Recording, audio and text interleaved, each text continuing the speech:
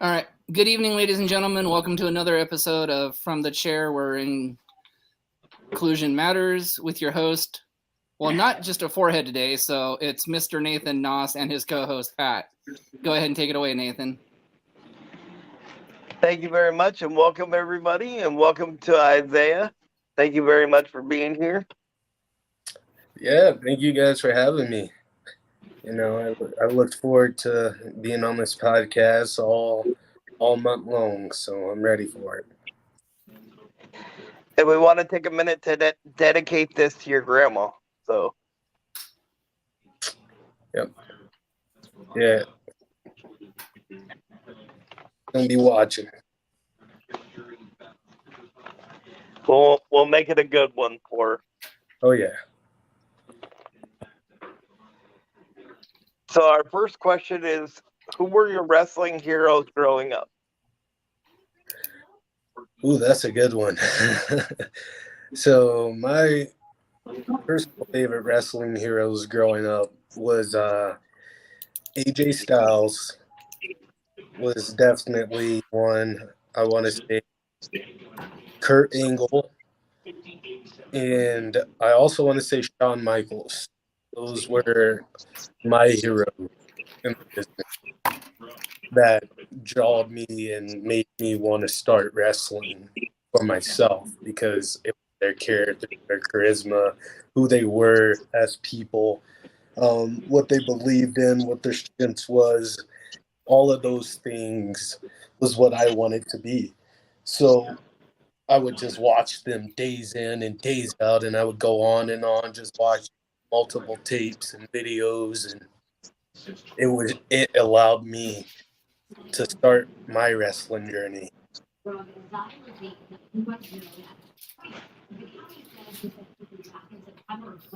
you tell us how the name Savage Sage came to be?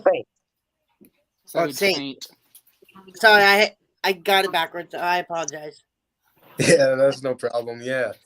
Savage Saint basically was it was a name that together, one because of my religion, which is where the whole saint part came from. And then Savage actually was basically like who I was inside the ring, or like what I referred to myself when it came to life.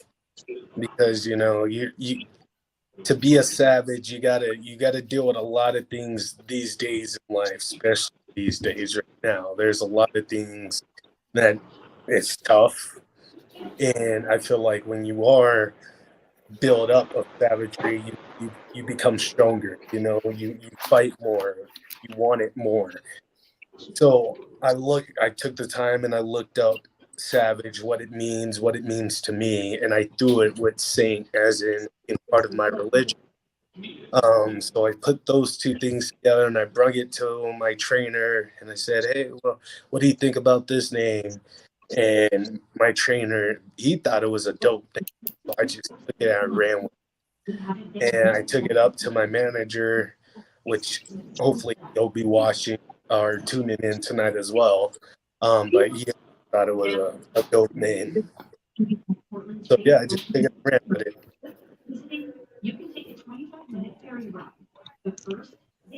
Can you tell us about your biggest rivals?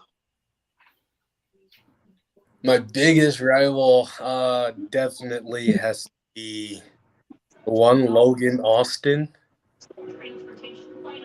Logan Austin is definitely one of my biggest rivals in Colorado. I think I've wrestled him maybe like 20 times. I feel like we have wrestled a lot against other, whether for his title, for my title, whether we was in a storyline together. We have wrestled a crap ton against each other. And another rival would probably be Joe Barton. Joe Barton, I see like a brother, but like I said, me and Joe, we've had, I think we're like maybe 2 for 2, 3 for 3 right now. So we got a record, we got a break, tie break now. So those are definitely the two biggest rivals in the business. How much training did you do weekly, and how many shows do you do a week? Training that I do weekly. Well, it's related. I've came to college, so I kind of train either when I'm at home in town, whenever I can, or when we have like big college breaks. Then I will just train nonstop throughout that whole week. I'll hit as many days as I can, and I'll just get in there and get in the ring, get some action in. As far as shows go, though, I have been pretty impressive on my book. Let's see. In January, I did like 7 shows in the whole month of January. February, I may have did like 5. March, I've hit 4. And then April, just this month, I have hit already 3 shows. And then I'm heading to Wyoming this weekend for another show, April 26th. So definitely, I've been busy with shows lately. Yeah. Very cool. So I noticed doing my research today that and before that you had a tag team at one point with Kendrick. I'm gonna butcher his last name, but LaRue or Kendrick Lauro. Yeah. yeah. Can you tell us how that was formed? Or Actually, the funny part is that we weren't even a legit tag team. We were just thrown together for a couple weeks under Rocky Mountain Pro. When I was wrestling with those guys, we were thrown together for maybe like 2 or 3 weeks of charge. He was always wrestling like 6-man, 8-man matches and things like that. So the duel of King Rowe and Isaiah Cooks or Savage Saint, whichever one you want for the promotion, it was just something that was thrown together. We didn't really get to take off with it. got ya. Yeah. What advice did D'Lo Brown give you, and do you still use that advice today? And then a follow-up, how did you like him commentating your matches? Oh man, D'Lo Brown was awesome. I remember the first time I met the guy going to the seminar. He looks at me and he's like, "What's your name, kid?" And I'm like, "I'm Isaiah Cooks." And he was like, "I like your charisma. I like what you bring to the table." And he's just sitting there. He's telling me this stuff one-on-one. He's like, "I like what you bring to the table. I like your fire. I like your charisma." But he's like, "You can be more. You can be better. If you really want to make it to the big leagues, you have to step up. And that starts with gear and more confidence and everything." And ever since he told me that, I took it and I ran with it. So for him to commentate on one of my matches, I remember in my intro, he commentated on how he saw confidence just by the way he was walking to the ring. He saw the confidence. And it's always awesome to hear D'Lo Brown commentate on your match, because honestly, who gets that a lot unless you were like in Impact Wrestling when D'Lo Brown was there, but who gets that? So it was awesome hearing from a legend, definitely. I can only imagine that had to be amazing. Oh yeah, it was a fun time.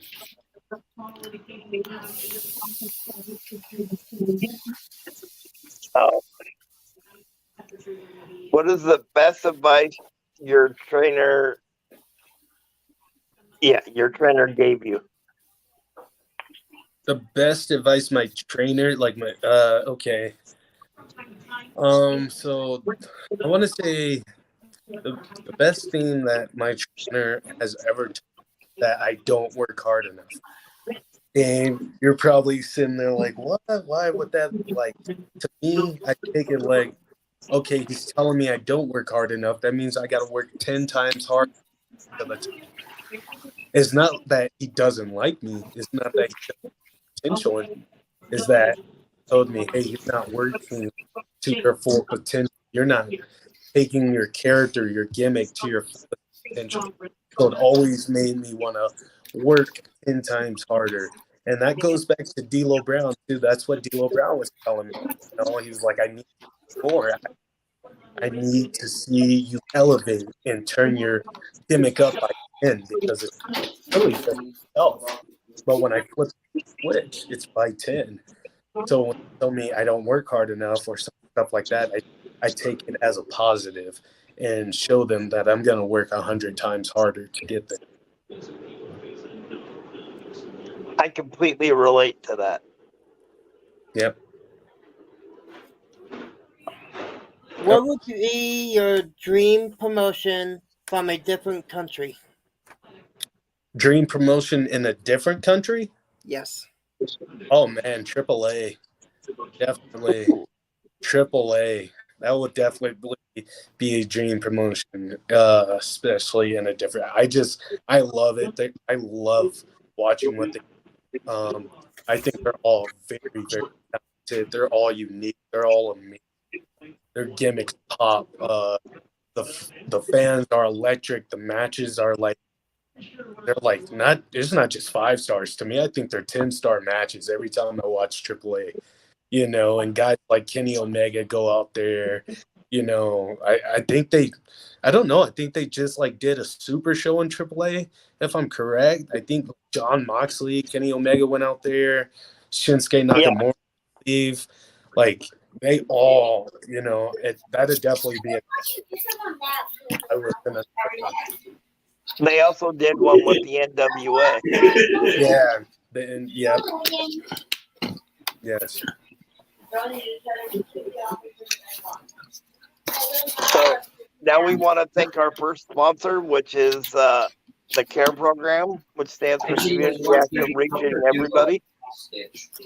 And to reach them, you can talk to Becky Bernhardt on Facebook.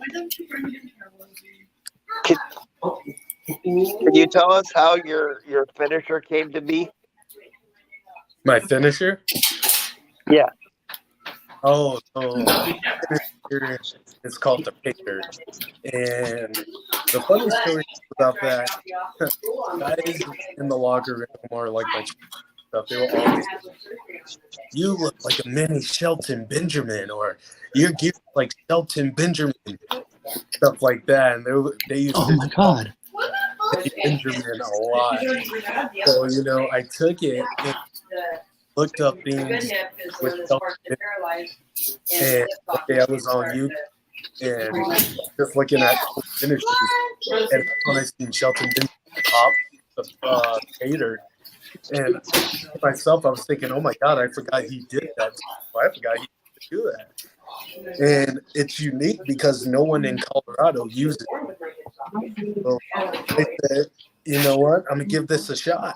And sooner or later, people really liked it. So I just started running Twitter, and people get mixed about it being called the Picker. So I started calling it the Benjamin. There you go. So funny story before you ask your question, Pat. Our host likes to compare our guests to professional wrestler or to actually pro wrestlers, and he told me you were a mix of Shelton Benjamin and who? Shelton Benjamin and Caprice Coleman. Caprice Coleman. Yeah. So it's funny that he brought that up. That's kind of funny. Good comparison, Mr. Host. Well, thank you. All right, my favorite snack is cookies. What is your favorite cookie or snack, and what would it be and why? My favorite cookie is chocolate chip, definitely. I love chocolate. I don't even know why I love them so much, but I do. But my favorite snacks, honestly, I would have to go with Gushers. Would be my favorite. It's a fruit snack. If guys don't know out there, the Gushers, I just like the way they taste. Honestly, I can eat packs of Gushers all day.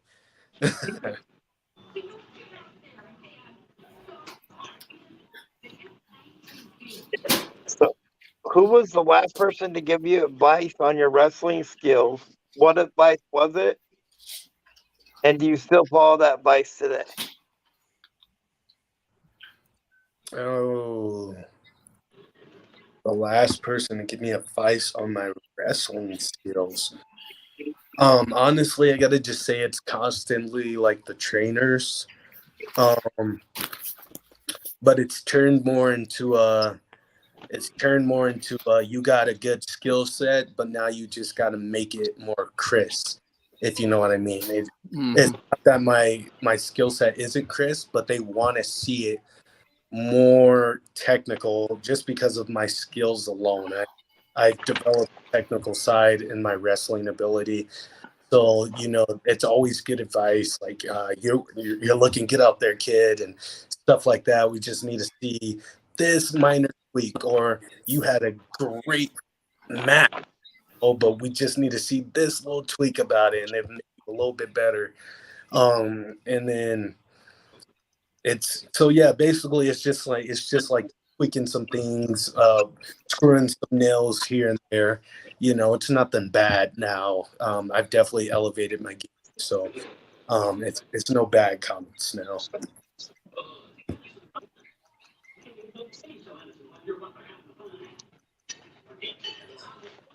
How would you describe your wrestling style? Technical ground wrestler, definitely. I am a technical technician and a ground wrestler. I used to do high flying stuff when I started, but I don't now. I just felt like there's no reason. A lot of people in the wrestling world are trying to be high flying and flashy, and I just don't see a purpose in it. I can be just as flashy and get my story across by doing a couple simple moves and making people remember what I did.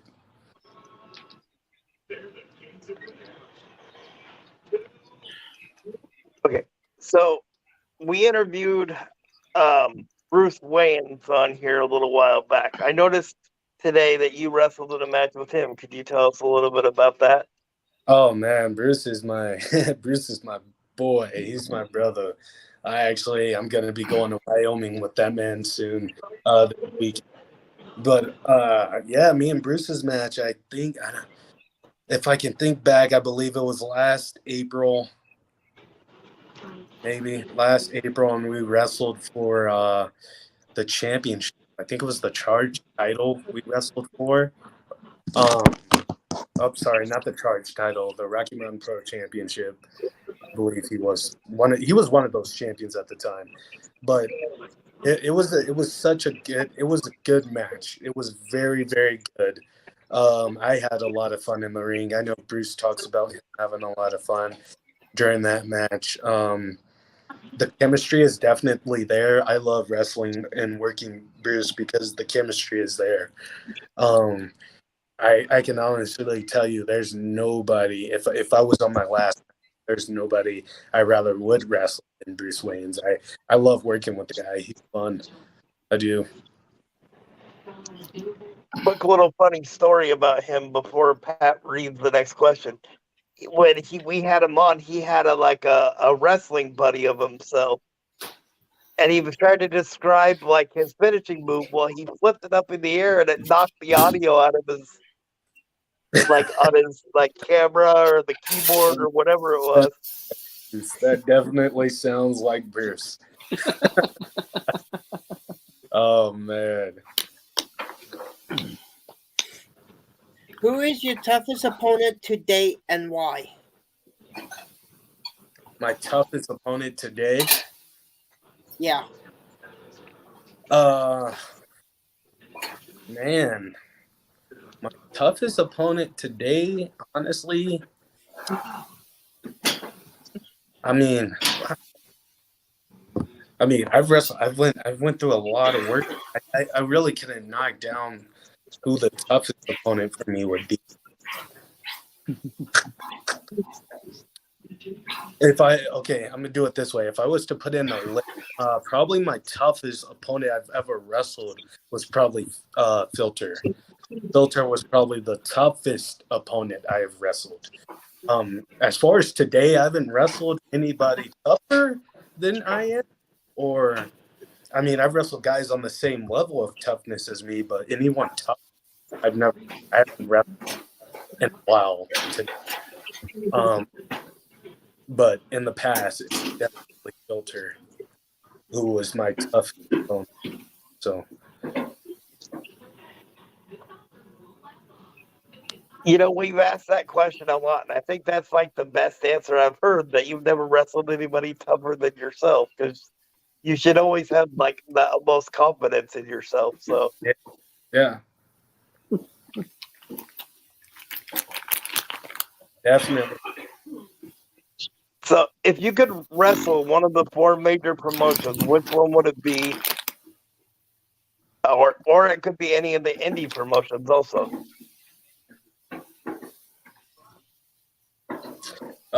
So 4 major promotions. My loyalty lies with WWE.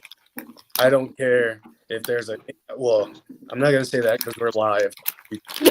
I do care if there's an AEW, Impact Wrestling and AAA and New Japan Pro Wrestling, all those guys. I care about them, but my loyalty always lies with WWE. Now, if I have the opportunity to go work at AEW or TNA just to get there and take that long path, take more experience just to get there, then I will do so. I will not knock them down. I wouldn't burn a bush there, because at the end of the day, I'm still signed. I'm still putting money in my pocket. I'm still paying the bills. But my loyalty lies with WWE. And I will continue to say that in every meeting, in every podcast, no matter what the case may be. I don't care who's running WWE from now. That is where my loyalty is lied. That is the first show I put my eyes on. That is the first show I fell in love with. So that's the show that I'm going to be wrestling. As far as the indie promotions go, I would probably say MLW, if they're even considered indie. I don't know if they're considered indie or not. Them or like Cactus League Wrestling or like Create Your Narrative, those guys I would definitely work with. I don't know if NWA is considered indie right now, but definitely I would work with guys. I think NWA is considered like high-end indie right now, because they're not, exactly like on a TV, like, Right. I think they are high end too. I think they are high. Yeah. They are a high end indie, but they also go decades back. Well, yeah, but I mean right now. Well, yeah, now to date, yeah, they're considered a high end indie. Yeah. But decades ago. And by the way, we live in the Pacific Northwest. Your style would fit perfectly down here. So, and we do have some pretty good promotions down here also. So, sweet. Yeah, I've been trying to get to the Pacific. I've definitely been trying to get over there. And you said you wanted to go to WWE. I think a match between you and Chad Gable would be a phenomenal match. It's funny you said that, because that is one of my dream matches. He is literally on my bucket. He's the top person on the bucket list right now. Chad Gable. It's funny you said that, because that was my next question. Oh wow. we just went 2-1. Yep. Hey, it worked out good. But I'll ask it anyways, because there's more to it. If you had a dream match, what would it be? Who would be involved in it, and why? And who would you put over in that match? So, Chad Gable. Yeah. Yeah, Chad Gable would definitely be the person I'm going against.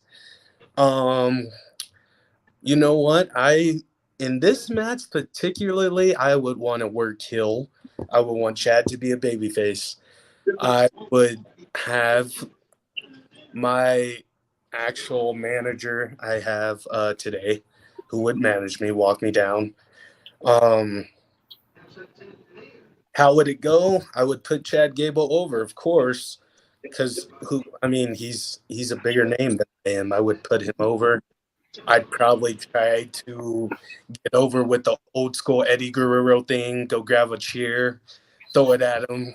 It doesn't work out. They throw out the manager, things like that to try to make it fun and try to eventually get Chad to give me one of his awesome German suplexes and eventually get the win over me. But yeah, I would definitely have fun with that match, and hopefully one day it does happen. I would love to wrestle Chad Gable.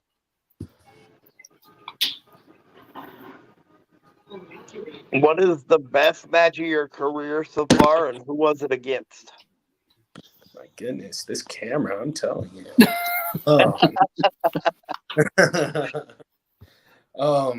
I'm sorry, can you repeat that question? Absolutely. What is your best match of your career so far, and who was it against? Ooh. My best match of my career so far. I gotta say the best one I've wrestled, the best match I have competed in so far had to have been against my good pal Atiba at Rocky Mountain Pro. Only because me and Atiba's styles are so familiar. We are like the same person, but he's older. We are literally, he could be literally like my older brother. Not like he's super old, but he's older in a way that our chemistry is unreal when we're in the ring against each other. And just because he has an amateur background, I have an amateur background. He's inherited this martial arts type gimmick, and I have an actual martial background. So it connected. It was almost like one person fighting a ghost or wrestling a ghost, but it was the best match I can ever ask for because everything was easy.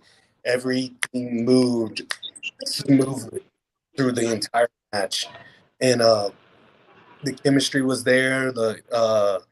The crowd work was there. It was all good. It was all perfect.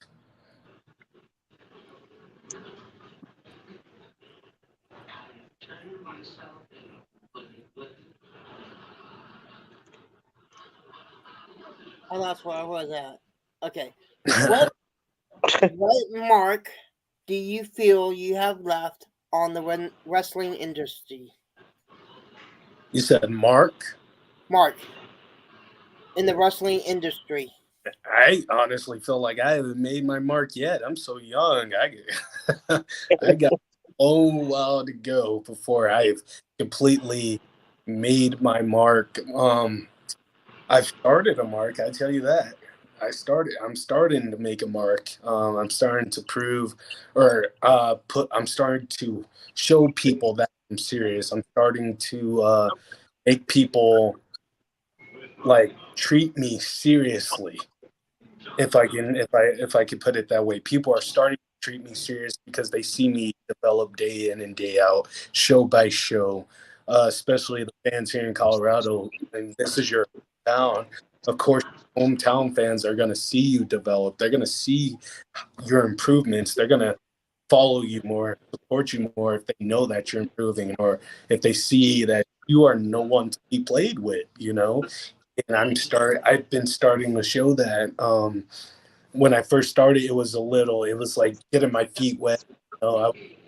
Working with crowds here and there, just find a name, trying to do all this stuff. And while I am doing that still, I'm starting to make my first line before I can make my second line and say, this is my mark right here, and I'm just going to take off. So I am making my first line in the sand. Yeah. I have a follow-up question to that.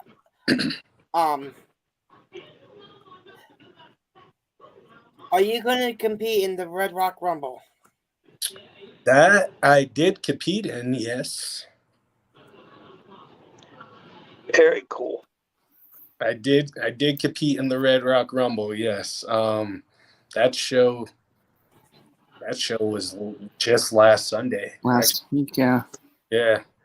It was one heck of a show, I tell you that. 40 men it's not very easy when there's 40 in the ring. I bet not. We actually had Randy Root on earlier in the month. So that's awesome. Yeah. Randy's a good guy. He's definitely a good guy. I'm looking to return to Colorado Springs Wrestling on May 27th. I will be back there, and I'll be back in action, I believe, in a fatal 4-way match. So, spoiler, any people out there watching for Colorado Springs Wrestling, I will be competing in a fatal 4-way. So now we'd like to thank our second sponsor, Bruce Nichols Painting, for all your painting needs, pressure washing, and lead removal. So we've all seen some pretty nasty breaks, like Dante Martin's ankle that just happened at Supercard of Honor. What is the worst injury that you've had in your career? None. Zero injuries in my career so far. Wow. Wow, that's impressive. Yeah, my main thing, and the main thing that has been impounded in my head, no matter where I went to train, even when I would go out there with like Bruce Wayne's, and we would go out there to OVW, go out there and go train and go compete, and their number one thing is safe. Al Snow, he is an awesome, but if you are not, like, there's not sense, and that's been embedded in my head, so I do anything else. And for that, I've been grateful enough to not injure any of my opponents that I've been in the ring with, and not injure myself. So I can go anywhere, and people will stick up for me, or people would just know, like, hey, that kid is safe, or you ain't got nothing to worry about, he's safe, or like, you'll be fine, he's got your back, he'll take care of you, stuff like that. I've been lucky to have that reputation in the locker room.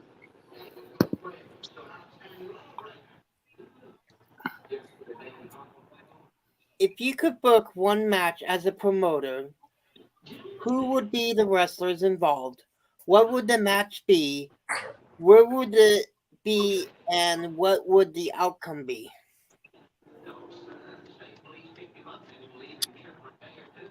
If I can, you said if I can book one wrestler? A match. If I can book a match against one wrestler. As a promoter. Okay. If I book one match as a promoter. Oh man. So if I wanted to book a match as a promoter, can this be any wrestler, or does it have to be on the indie scene? It can be anybody. Anybody. Okay. All right. Wow. This gets harder. This gets a little tougher now. I would probably book Carmelo Hayes from NXT, and I would book him in a 3-way. It would be him, Ricochet, and Trey Miguel. Ooh. I would book them in a 3-way match only because oh my God, these 3 guys today are changing wrestling today. I guarantee, like, it's every time you watch them, every time they get in the ring, I feel like they would work well together. They would do something special, definitely. The outcome of the match, now this is where it gets tricky, because this is where people start having debates and doubts. Who I would probably put over in this match would probably be Trey Miguel. I'd probably put Trey Miguel over. Definitely. pretty good pick. That's a good answer. Definitely will put Trey Miguel over. Yeah. So the first match I saw you wrestling when I did my research today was against two clowns and somebody they called the White Rabbit. What was it like to wrestle against some clowns in the ring? Oh my God, the 3-ring circus. Boy, that one was interesting. Mr. Happy, Monster 9, they are some very interesting people to work with. It was definitely an interesting show. I think I just got fed up of that match, and I was like, "Here, Kendrick, you can have it. I don't want it. I don't even want to be a part of it. Like, you take it." And Kendrick was making me fed up, and I was like, "Oh my gosh, must I do everything myself?" And we almost lost because of the guy, which I hope you're listening to, Kendrick, because we still got a score to settle. But we almost lost because of the guy. If it wasn't for I have a follow up to that though. In the video, there was a laughter that nobody could figure out where it was coming from. Did anybody ever figure that out? Or Oh no, I think it was Mr. Happy, but then again, I wasn't paying attention because got it? I think my head was turned in a different direction, or I was leaving the arena. I don't know. I can't remember the match all too well. I don't remember paying attention though. Got it. In your personal opinion, can you name your top 5 tag teams of all time? Who would they be and why? Top 5 tag teams? Of all time. Oh man. My number 1 will always be the Hardy Boys. That's always my number 1. My number 2 would be the Dudley Boys. My number 3 would be the Motor City Machine Guns. Ooh. My number 4 would be the Briscoe Brothers. Ooh. My number 5, that's crazy. I just answered and I cannot remember who I said my number 5 was. Give me a second, because I gotta remember who it was. Briscoes, Hardys, Dudley. I think it was Edge and Christian. I believe I said Edge and Christian. But I personally like all 5 of those teams because I just liked how well they worked together. I like what their story was together. I liked how they united as a team. And just the things they brought to the table was very unique. Even with the Motor City Machine Guns, when I first started watching TNA, they were like, other than AJ Styles and like Christopher Daniels, they were the first team I clicked with before like I saw Beer Money. And the rest of the list goes on and on with Impact. Motor City was definitely a team that I felt like I can connect with personally. That goes for the Hardys, Edge and Christian, the Dudley Boys. The Dudleys showed diversity to me, which is why I like them, because even though we're talking about, how we're still dealing with like racism and stuff like that in the world. And when you had the Dudleys together, it felt like it was unity, and I felt like a lot of people just loved the Dudleys because they were united, even though they are two different colors, but they were brothers. They're basically brothers and everything. Mm-hmm. And if I can throw a number 6 tag team in there, I'm definitely going to service.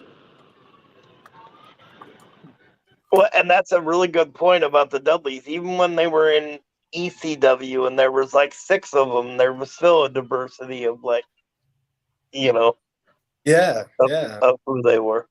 Was a diversity, and that's what I really enjoyed, because it didn't matter what people told them or what people said. You know, they was like, "This is my brother, and this is my brother. We're gonna be together no matter what.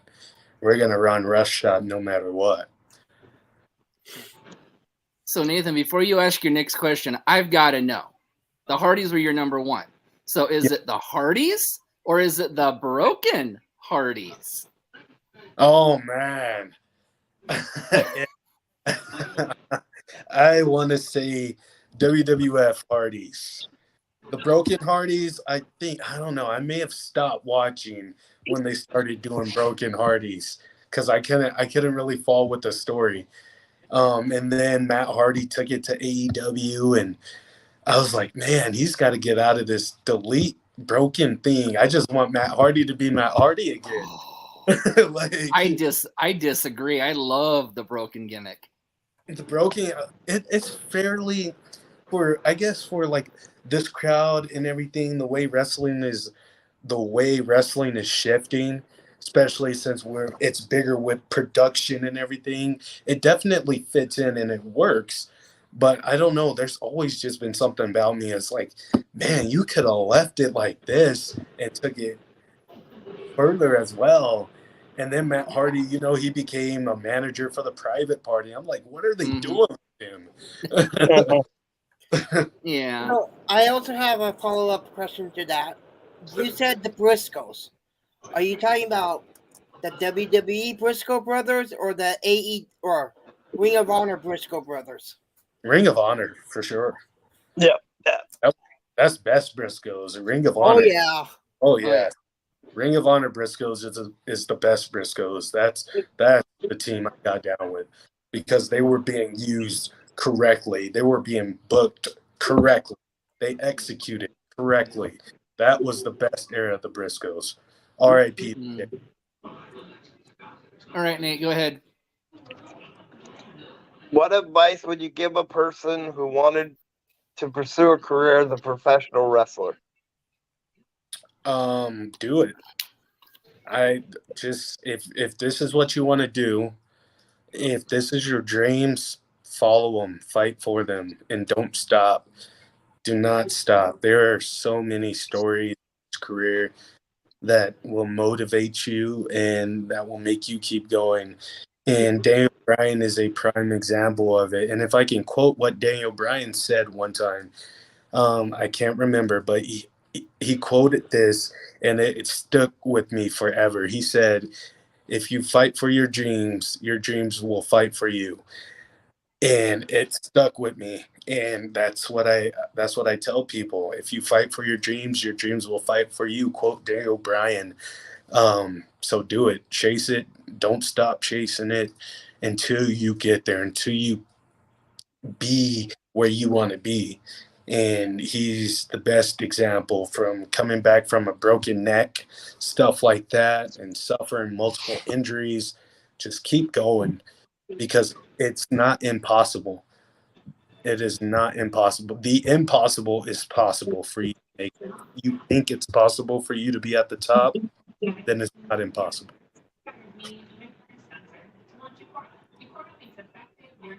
That is an amazing answer.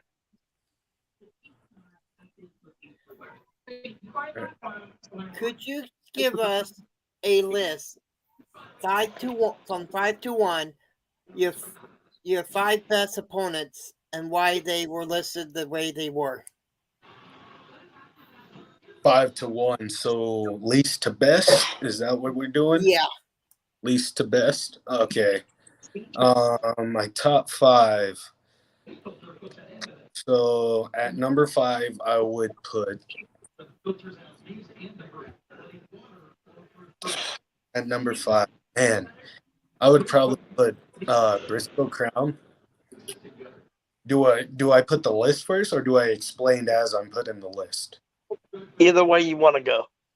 Okay, so number 5 would be Briscoe Crown. Reason why Briscoe Crown was actually, he is newer to the wrestling world right now. I think I don't know if he's about to hit his 2nd year in pro wrestling, but I put him at number 5.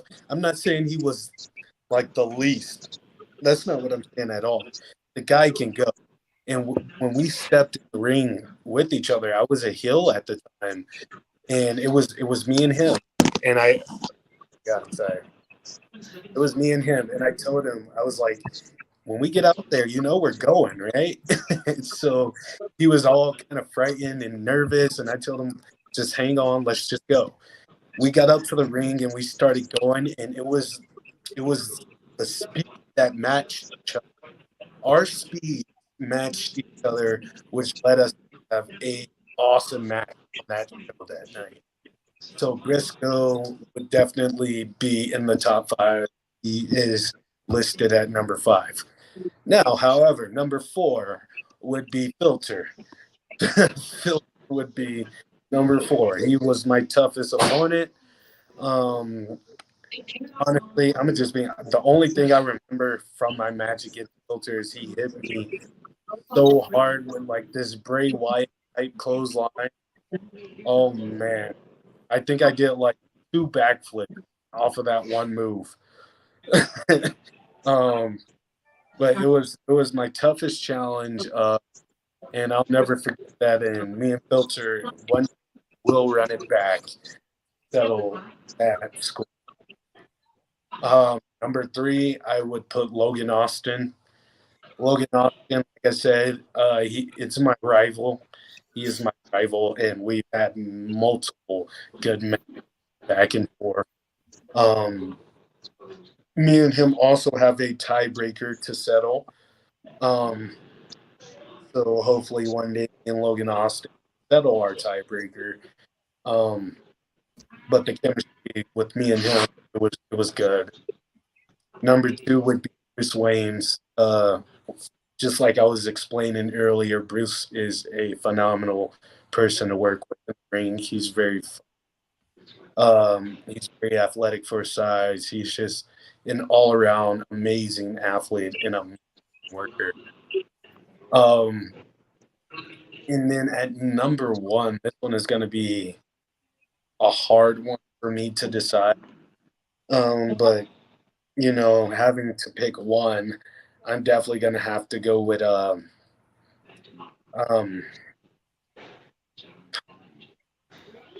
definitely going to have to go with Atiba. Atiba, definitely. Atiba's just that was a all around great match. There was no hiccups at all. We bounced off of each other very, very smoothly. And wrestling him for that match we did it was awesome, and for that I put him at the number spot.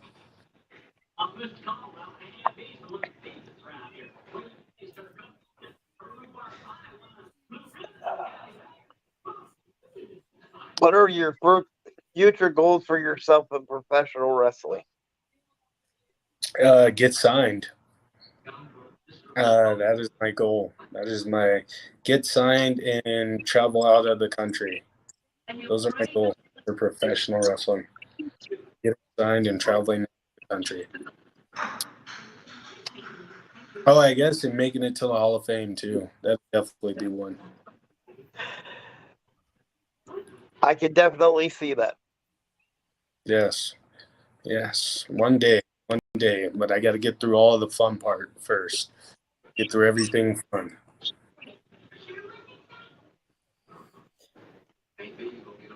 Could you give us a list of your top 5 managers and why? Top 5 managers. Who are we talking? Are we talking in my career? Of all time. Of all time. Top 5 managers of all time. Oh, man. All right, I'll go from number 5. I'm going to have to oh, man, I'm horrible with names. It was this guy, he managed NXT. I think he manages I think his name is Stokely, but he used to manage an NXT, managed like Stokely Hathaway, the one that's with the firm now in AEW. Yes, that one, Stokely Hathaway. He's definitely at number 5. He used to manage at NXT, and ever since I've seen him manage at NXT, it was I just thought he is awesome on the mic. I'm sorry, but if you need a mouthpiece and you're in the WWE or AEW, definitely Stokely is your guy because he is awesome on the mic. He can get a story, or he can get you to love him or hate him. Which in NXT days, everyone hated him, and he got the people that hate him just perfectly. So I'm definitely going to put him at number 5. At number 4, I'm going to have to go with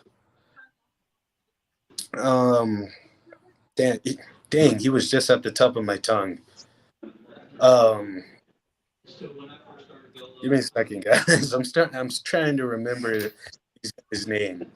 No problem. What's his name?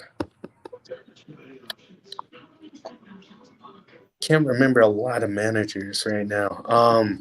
Bro, I think he managed the Macho Man, Randy Savage. He's the loud mouth in the South. I don't know if he's the loud mouth in the South, whatever he called himself. The mouth of the South, Jimmy Hart. Yeah, Mouth of the South. I definitely put him at number 4 in my list, but he is phenomenal. Just watching him back in the day work was phenomenal. Great work back in the day. I loved everything I saw about him. He's very charismatic, and he sometimes, in my opinion, I felt like sometimes he was a better performer than most of the wrestlers that were there back in the day. Yeah. Right? Like he was that good. So I definitely put seal him at his spot. I don't know if I can name a lot of 5 because I really don't watch a lot of managers a lot. But I'll probably throw. I like the way Stephanie McMahon used to manage when she would manage Triple H back in the WWF days, and Kurt Angle and Chris Jericho. I like how she took on those roles of doing so. Also, Eric Bischoff at number 2. I love the things Eric Bischoff did. How he managed his guys, but none of them really beat who I'm about to say for number 1. None of them really, in my opinion, beats Paul Heyman. Paul Heyman today, and the way he did things back in the day. Oh my God, Paul Heyman can cut so pretty promos. It's insane. He can do it all. Paul Heyman can do it all. I do want to switch my number 3. I don't want to put Stephanie in there. I want to put MVP in there for number 3.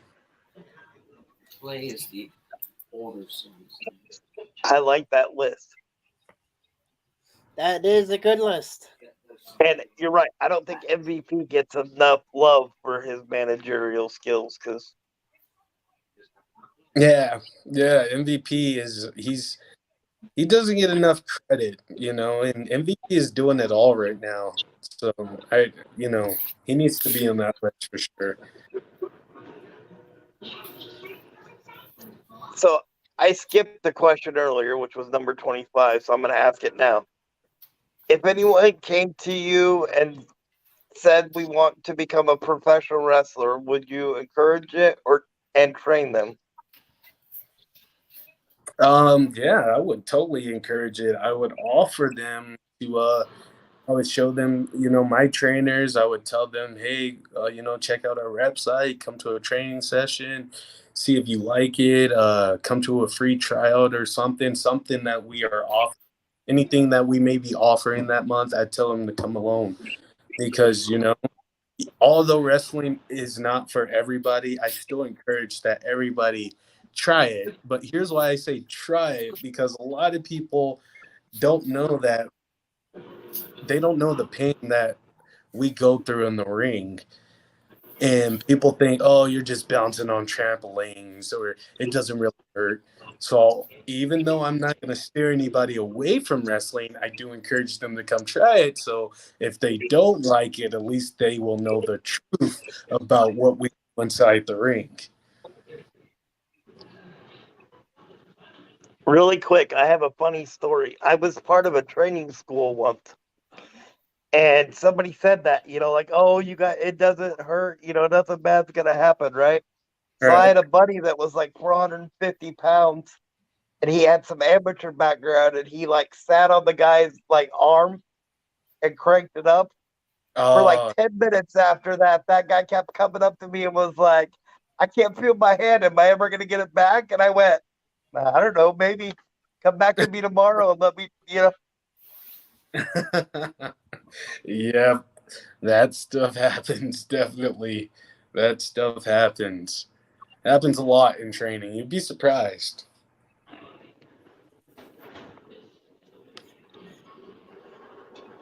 In your opinion, who is the better wrestler turned actor? I'm sorry? In your opinion, who is the better wrestler turned actor? The better wrestler turned actor? Yes. So there's only like 3 options here, isn't there? I think you got The Rock, you got Cena, and you got The Miz. I mean, no, I don't think anyone right now is. Oh, you got Batista too. That's crazy. Mm-hmm. Huh. I don't think it, but I still don't think anyone is bigger than The Rock right now in Hollywood. I don't think anybody's bigger than The Rock in Hollywood. Everybody is trying to be, but they're not there just quite yet. John Cena is creeping up on him, though. I got to give props to Cena because he is creeping up on him. But The Rock is he's just way better in Hollywood. I mean, the man has already got a star, so he's way better in Hollywood right now.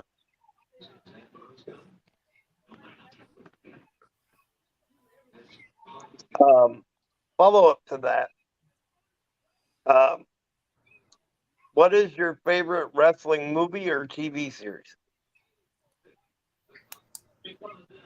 Fighting with My Family is my favorite wrestling move. Fighting with My Family.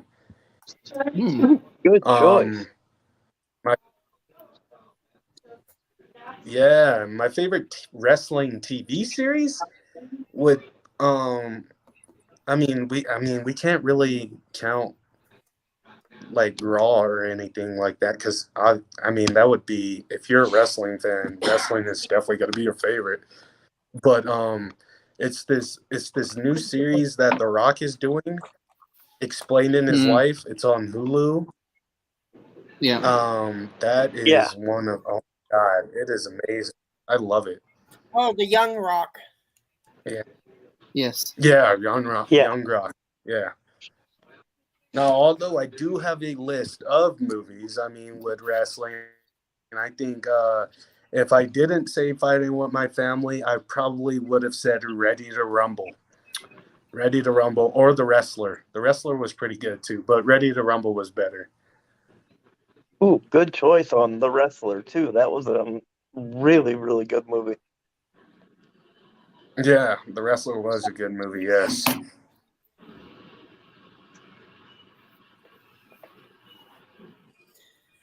What is your future goal in wrestling for yourself? And what are the future goals? For like a tag team or something. The future goals for wrestling for myself? Yes. Yeah, and or what if are you the future goals? get a chance to form a tag team.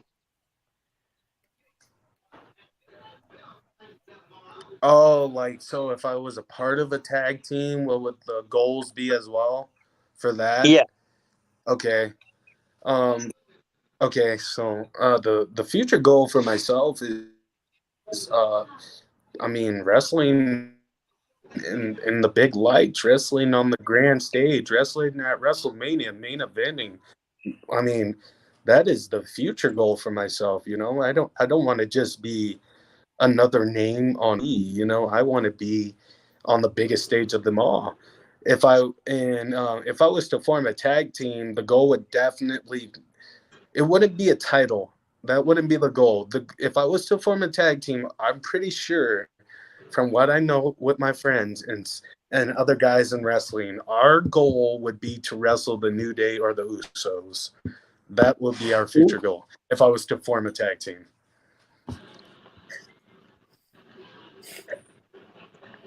Okay. What is one story about your wrestling career that nobody can look up but would make them go, "Oh my God," over? One story about my wrestling career that no one can look up but make them go, "Oh my God," is that what you said? Yeah. Um,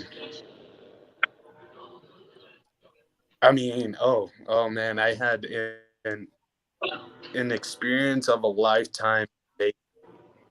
Um, meeting, or I got to meet Brian Kendrick. I got to meet Chris Bay, things like that. But no one, because I didn't really tell anybody from that the time that I was there and everything. But no one knew that I got some information from Brian Kendrick that night I was in the locker room. So it's not one of those experiences like, oh my God, you wrestled or you fought Chris Bay and all that. No, it's one of these experiences like he told me something that I'm going to take dearly, and you guys might be getting a future announcement soon if this all works out as he was telling me from that night. Very cool. Ooh, very cool. Very cool. So I have an extra question that's not on our paperwork. You mentioned your manager today. Can you tell us a little bit about him or her? Yeah, my manager, we call it the Munster family. It's ran by Games Master is what he goes by. He's the G. He's like our G. He's our manager. He wears a suit. He has his Game Master's mask. We're like a faction. We're not like really we're faction, but we're not like a TV faction or a production faction, if that makes sense. But Games Master, he started that family because it's basically like a family for people who aren't getting treated well, or people that felt like outsiders and that needed a home or needed a brotherhood, or people who felt like they were given up. And Games Master would go to them and he would kind of pick them up. He would talk them up and make them all psyched and ready for their matches and stuff like that, just to give them that brotherly love. And that's why I love Games Master a lot. Other members of the family, they love Games Master a lot, and he's definitely did a lot for the people in his family. He's helped a lot of wrestlers out, definitely. Very cool. Well, I have a question that's not on the paperwork. Go ahead, Pat. If you were to go to WWE to form a tag team, who would you pick? And then if in AEW, who would you pick?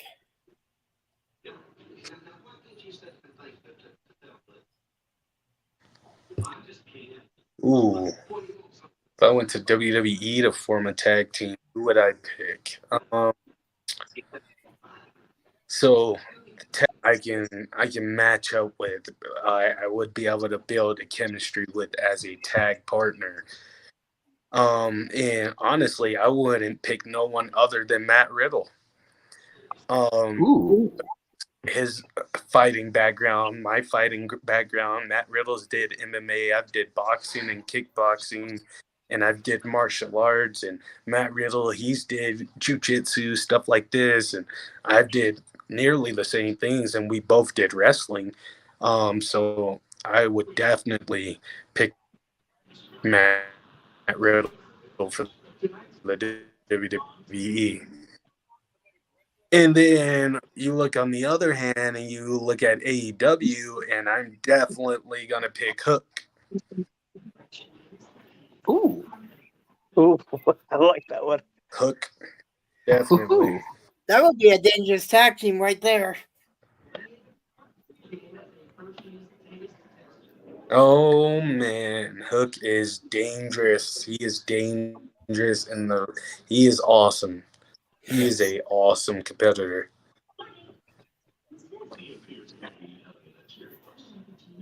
So with that, that's all the questions we have. Do you have anything you want to promote or? So April 22nd, I'll be in Cheyenne, Wyoming, for a new promotion, which is Southern Extreme Pro Wrestling. We will be live once again April 22nd, I believe, at a 6 p.m. or 7 p.m. start time in Cheyenne, Wyoming. Other than that, in May, I'm gonna be relaxing until it's time for CSW. I got another podcast I'm gonna be doing here, another show I'm gonna be doing here shortly.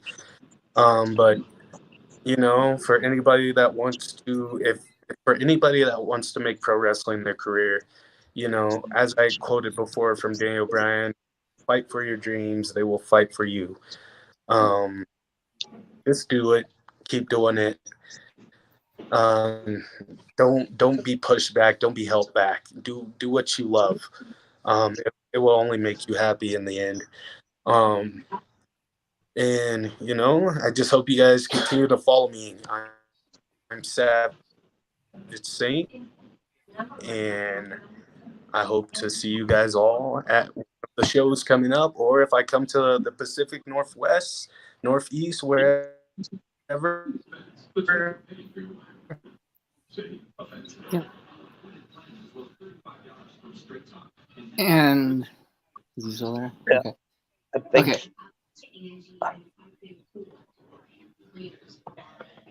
And I think in closing, Nathan, I think you'd like to dedicate the show to somebody. Yes, we'd like to dedicate the show to Isaiah's grandma.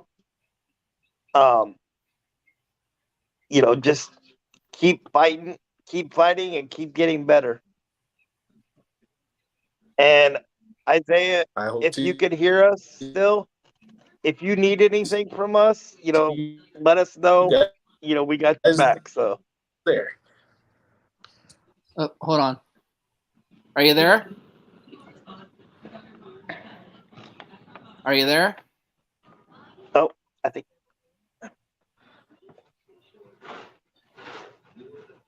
Did we lose him? Isaiah, are you there? I think he froze. Yeah.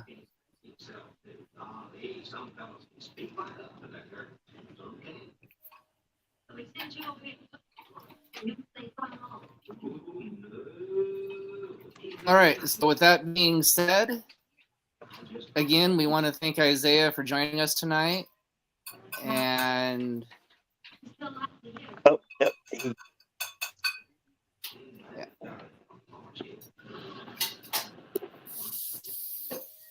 Go ahead, Tony. so, but with that being said, we'd like to thank Isaiah for joining us tonight. Even though he was in the midst of a family emergency, he still decided to come on this podcast and at his grandmother's request. So, again, we appreciate everything that he did. For that, we applaud him. And if you watch this later, if, like Nathan said, and I want to reiterate, if you need anything from us, please let us know. Yes. All right. So with that being said, I think we're going to end this broadcast again. Thank you to the host and the co-host for doing a wonderful job as always. Thank you very much. Tomorrow night, I believe we're going to have referee Youngblood or show subject to change though, because we're not 100% sure. So we'll keep you guys informed. We'll try to give you guys information on Facebook on the show status. So please like and subscribe, and we'll talk to you guys later.